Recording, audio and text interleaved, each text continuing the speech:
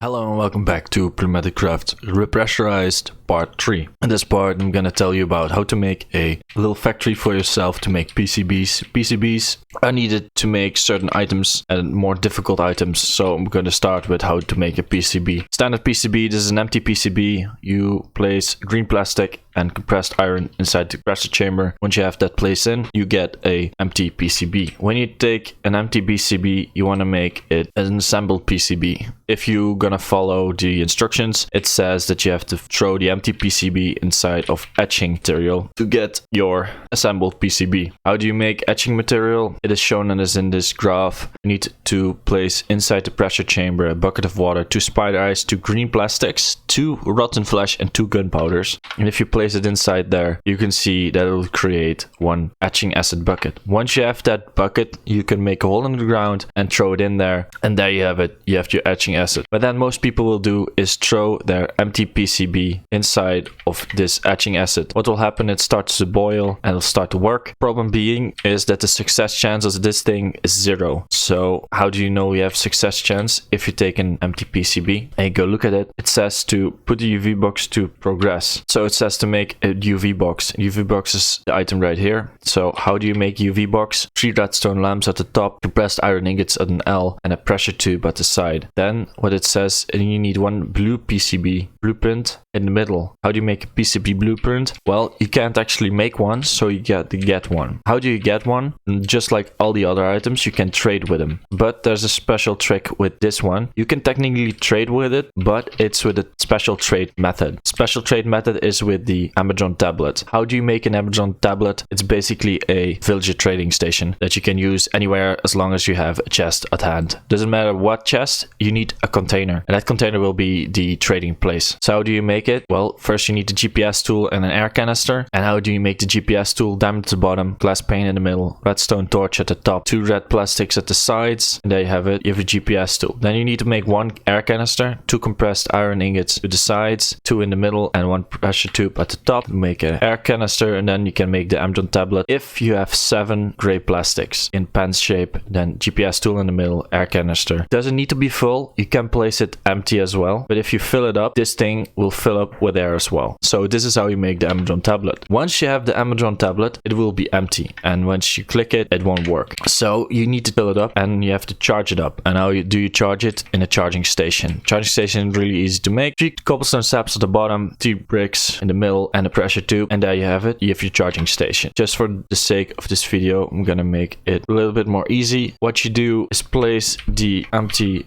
or not pressurized Amazon tablet inside the charging station. You can make a small getup like this, just a U shape, then place this charging station down. Right click on it, this will open the menu. Take the empty one, place it in, wait for it to fill up. I've got a full one, so I'm gonna do it like this. If you right click, you'll see a full list of things you can buy. These are the 4 things you need to buy, but you actually only need the PCB blueprint and the assembly program drill and laser. So you only need to buy those 2. That's what you need the emeralds for. But if you don't have enough emeralds, you can trade with the kerosene and all that kind of stuff. 1 LPG equals 1 emerald. So farm some LPG in the previous setups and it'll be good. So how do you buy things? Well, first you need to assign a certain storage space, in this case this chest, as the target area where the drones will fly in and trade with you. So shift right click, it will say that this item with the coordinates is in the overworld and where it is, dimensions, everything works. You can trade everywhere you want. So now it's connected. So what you can do is make sure there's something to trade in there. Place these in. So if you don't have anything in it and you right click, you see once you don't have the ingredients inside the box, it doesn't work. So you cannot trade. So make sure you have your emeralds inside the box. The trade does not continue if you do not have the right amount of funds. So right click again, just somewhere in the air, and here you see you can buy these things, all these things with the emeralds. Right now I'm only going to buy the blueprint PCB and the Venner assembly program drill and laser, because those are the 2 things you actually need. You can also just buy 1, so like only the drill or only the laser, but if you have enough, just buy the drill and laser combination together, because it's gonna make you a little bit easier in the long run. How do you buy things? Right click on it and then you buy it. If you want to discard it, like you said I want to buy 4, you can left click on it to discard it. So you right now have 2 things. I can say I don't want the blue, but I also actually want it, so there we have it. And then you say place order. Sound goes off, that comes the 2 drones and they'll fly towards the chest. They'll take the emeralds and they fly back. They'll despawn and 2 other drones will come in with the items you requested. So there is the laser and drill, and the other side as the blue one. And there we go. It took the emeralds and we got them. So now you can make the UV light box. So when you make the UV light box, it's got to work with a certain amount of pressure. When it is 1 till 5, it works. It will actually increase the success chance 69%. Nice. Of the etching in the acid. To make it a little bit more easy to understand, it will enhance every place that doesn't need to be etched. Something like that. Then you can throw it inside here. And as you can see, if you just throw it in without etching into the UV box, there you have a failed PCB. The wait time is 5 minutes to work. And if you have one of these and it fails, you can just go to the furnace, place it in, smelt it over, and you get one new empty PCB out of it. To produce more of these assembled PCBs, you need 6 printed circuit boards. Why? It's because of the amount of machines that you need. So if you want to make 6 printed circuit boards, how do you make it? Well, you need capacitors, 3 apiece, 4 printed circuit board, and 3 transistors. So how do you make those? As you can see, it's made in the compression chamber. You place in black plastic, compressed iron ingot, and redstone. Same for the other one. Here, the capacitor, but instead of the black plastic, you change it with cyan plastic. Dump it all in. It's 18 for the transistor and 18 for the capacitor. It's the bare minimum. And you get that's enough to make the machines. I'm gonna count with you because you're gonna see the proof. Here you have the cannon barrel. Why do you need a cannon barrel? Well, it's to make a pneumatic cylinder. Cannon barrel is also used for other things, but you need an upside down pants and change the bottom left one with the pressure tube. Once you have one of these cannon barrels, you can make a pneumatic cylinder. It's basically used in all of the next components to make. A pneumatic cylinder is made with 3 blue plastics at the side, 2 compressed iron ingots in the middle, and then 1 cannon barrel at the bottom. It will create 1 pneumatic cylinder. Once you have the cylinder, you need a place to assemble everything. So this is the center point of the entire build that's on the end. So how do you make the assembly platform? The assembly platform is made like this: 2 pneumatic cylinders at the corners, top corners, a row of orange plastic, a printed circuit board, and 2 compressed iron ingots at the bottom corners. That is 1. Then you go to the assembly IO unit. You need 2 because 1 needs to take it from a storage component, place it in the assembly platform, and then place it away. So you need 2 of the assembly IO units. How do you make it? It's this configuration: 3 pneumatic cylinders in top right corner, compressed iron ingot on the right, 1 in the left, and 1 printed circuit board in the middle at the bottom. But assembly IO unit, so it needs a hopper. So you need to make this thing 2 times. It means you have used 3 printed circuit boards already. And we go to the next one. This is the drill. You do not need the drill right now, but you can make it for later. If you have enough resources, you can make it. You do not need it yet, but it's the same principle as the IO unit. You change out the hopper with the diamond. You just need 1. Then you have the laser. This is the important one because this one's gonna make you more PCBs in a faster time than the etching method. So you want to make this one first. Same configuration. Instead of a hopper or a diamond, this is a rose red die.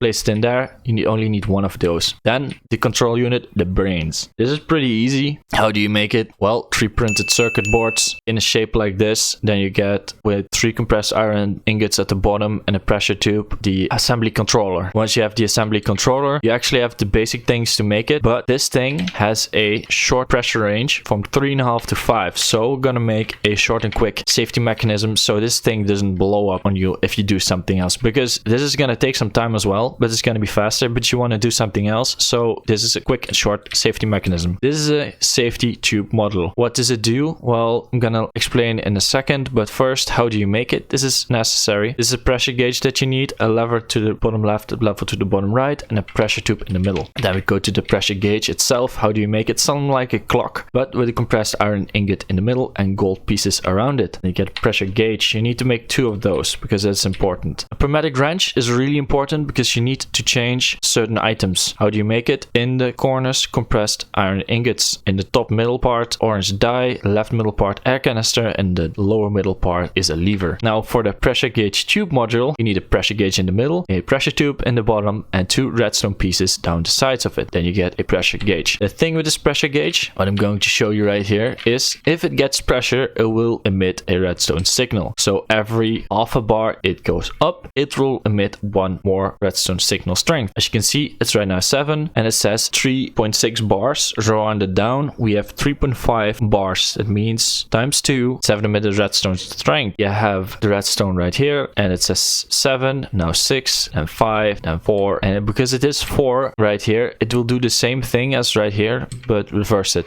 safety tube module, what it does, it releases air from the system at 7.5 bars. 7.5 bars is the working pressure of the safety tube module. So that's basic and safe how it works. But the max pressure that this piping system can handle, even all these objects, is 5 bar. Problem being that we do not want anything in this entire setup to explode. So we want this thing to be lowered. How do you lower it? You need a redstone signal. That's why we have the pressure gauge. For every redstone signal that comes in, this is 4, a half a bar of pressure will be dropped. So you see 5.5 bar is the maximum. But as this pressure builds up, you will see it goes to 4 and it will emit to 8. So instead of 4, this will be 5 and it will be 1 less bar of pressure. So this thing will go up to 5 bars in the end. Hope this was a little bit okay, because for me it was a little confusing in the beginning. So you can build as many as you want. If the pressure goes up above 5, it will start pushing out the air via these safety tube modules. Now, if you have noticed, I said you needed a pneumatic wrench for this setup. Now for the setup, the only thing that needs to be connected with air is this one, the assembly controller. This thing, if it is connected to any of those tiles, it will control it. So if you want to make this configuration, you can stretch it out as far as you want. But remember, this entire thing will take more and more air the longer you make it. So first make one of these units and then you're pretty much good. You have the assembly controller, that's the one you want to be connected to the air. Then adjacent to it, not diagonal, just right next to it, is assembly platform. You can place it wherever you want, but this is my configuration. This is assembly platform. Once you have the assembly platform, you can place 2 items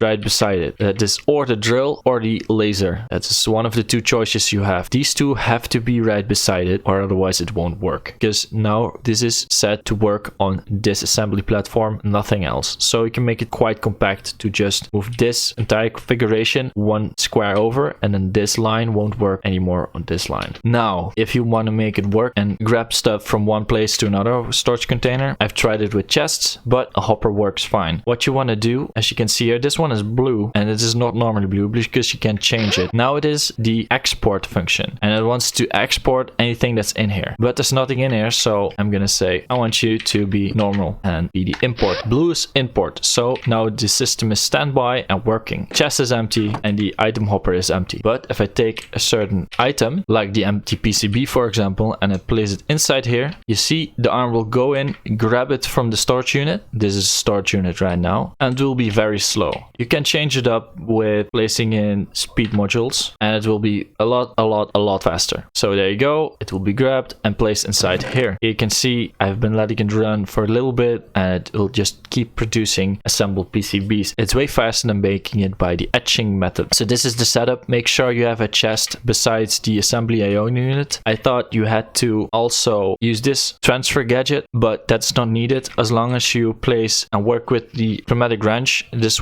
setup will work. Just let it flow through. This pneumatic wrench is also useful for closing off any place that you want. For instance, if I break this one, it will close off for itself, but say it's a longer pipe, you can just close it off where it is leaking air, and you can keep the system as it is, and then later on place anything on top of it and it will be able to work on. This is the basic setup. If you want to make things faster, that's why I said don't forget to make the lubricant in the previous video. The lubricant in the middle, sugars at the sides, and lapis lazuli in the corners will make you want speed upgrades. Speed upgrades are really nice because this was taking forever to do. Without them, and even with one speed upgrade inside, it's way faster. So hope you guys learned something, and this was actually really helpful, and I'll see you guys in the next video. Goodbye.